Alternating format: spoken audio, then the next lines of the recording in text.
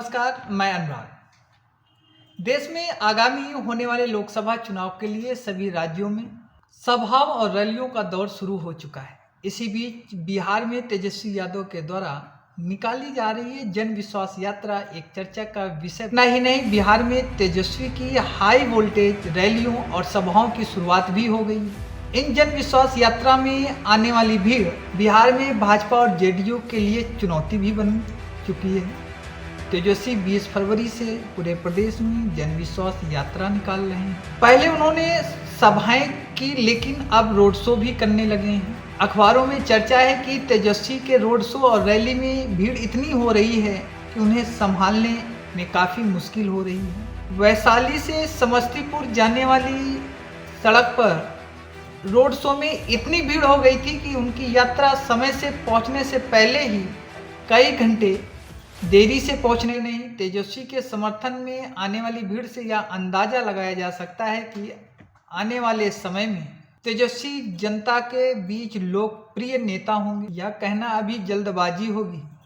देश की राजनीति में उत्तर प्रदेश और बिहार ऐसे दो राज्य हैं जहां की राजनीति को भांप पाना किसी के लिए मुश्किल है।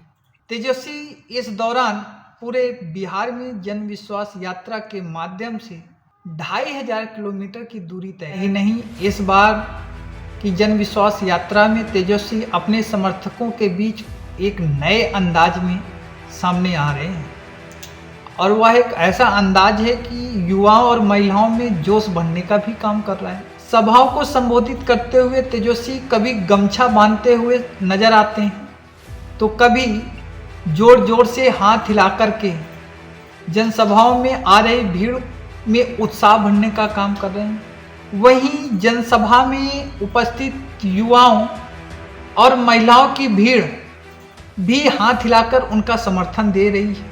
लेकिन अब देखना यह दिलचस्प होगा कि क्या लोकसभा चुनाव में इस समर्थन को तेजस्वी यादव अपने वोट बैंक में परिवर्तित कर पाएंगे या नहीं कर पाएंगे, यह तो समय ही बताएगा। लेकिन जिस तरीके से प्रदेश में तेजस्वी यादव के इस रैली को समर्थन मिल रहा है, उससे बीजेपी और जेडीयू के लिए एक चिंता बन गई है। और यह चिंता ऐसी है कि अब बिहार में नीतीश और भाजपा के नेता यह विचार में लग गए हैं कि तेजस्वी को कैसे रोका जाए, उनकी लोकप्रियता को कैसे बिहार में कम किया जाए।